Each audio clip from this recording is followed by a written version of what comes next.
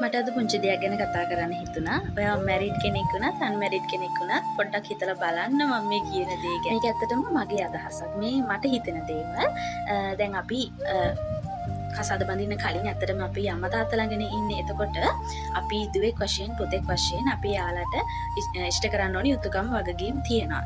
ඒ වගේම තමයි ඊට පස්සේ අපි මැරි කරාට පස්සේ අපේ හස්බන්ඩ් හරි වයිෆ් හරි එයා වෙනුවෙන් කරන්න ඕන වගකීම් යුතුයකම් තියෙනවනේ. ඒ වගේම තමයි මම මේ කියන්න හදන්නේ අම්මා තාත්තා ළඟ ඉන්න කාලේ එයා වෙනුවෙන් කරන්න පුළුවන් වගකීම් යුතුයකම් ඒවා ඉෂ්ට කළේ නැත්නම් කවදා හරි ඔයා මැරි කරපු දවසක ඔයාගේ හස්බන්ඩ් හරි වයිෆ්ට හරි යුතුයකම් ඉෂ්ට කරනකොට ඔයාට හිතෙන්න පුළුවන් මට අම්මා තාත්තා ගාව ඉන්නකන් එයාලා වෙනුවෙන් කරන්න පුළුවන් දේවල් එයාලව සතුටු කරන දේවල් මට කරන්න බැරි වුණා. ඒත් දැන් මගේ හස්බන්ඩ් හරි වයිෆ් හරි වෙනුවෙන් මම ඒ දේවල් කරනවා. එතකොට මම දුවෙක් විදිහට පුතෙක් විදිහට පරාදයිද කියලා හිතෙන ඒ සිතුවිල්ල ඕන කෙනෙක්ටම එන්න පුළුවන්. එහෙම නේද? එතකොට ඒ සිතුවිලි ප්‍රතිඵලයක් විදිහට තමන්ගේ අතින් හස්බන්ඩ් හරි වයිෆ්ට හරි වෙන්න ඕන යුතුයකම් පැහැර හැරීමක් වුණත් වෙන්න පුළුවන්. මොකද ඔයා පසුතැවෙනවනේ අරගෙන හිතලා.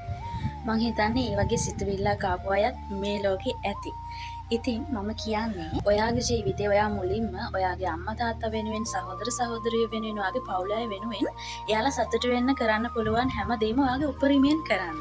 ඒ දේවල් තමයි අපිට හිතනකොටත් ආත්ම තෘප්තියක් ලබන්න පුළුවන් දේවල්. ඒ වගේම තමයි යාළගේ සතුට ගැන හිතපු අපි කවදා හරි මැරි කරාට පස්සේ අපේ හස්බන්ඩ් වයිෆ් ගැනත් එයාගේ සතුට ගැනත් අපි මේ විදිහට හිතලා යාළ වෙනුවෙන් සතුට වෙනුවෙන් දේවල් කරනවා. අපේ වටේ ඉන්නේ අපි ගොඩක්ම ආදරය කරන කට්ටියනේ අපේ පවුලේ කට්ටිය අතරින් විශේෂම තමයි අපේ දෙමව්පියෝ කියන්නේ. ඉතින් එයාලගේ සතුට වෙනුවෙන් එයාලා වෙනුවෙන් අපි කරන්න ඕන වගකීම් යුතුයකම් ඉෂ්ට කරොත් තමයි අපිට අනිත් අය ගැන බලන්න පුළුවන් වෙන්නේ. මම එහෙම කියන්නේ දෙමව්පියන්ට ගොඩක් ආදරය කරන ගරු කරන ගැහැණු ළමෙක් හෝ පිරිමි ළමෙක් කවදා හරි තමන්ගේ සහකාරියටත් ඒ වගේම ආදරය ගෞරවය දක්වනවා.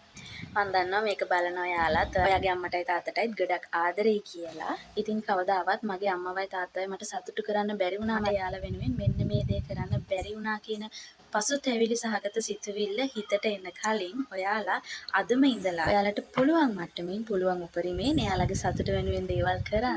එතකොට එයාලගේ ලැබෙන ආශිර්වාදයෙන් අපිට අනිත් දේවල් ජයග්‍රහණය කරන එක මහ ලොකු දෙයක් නෙවෙයි.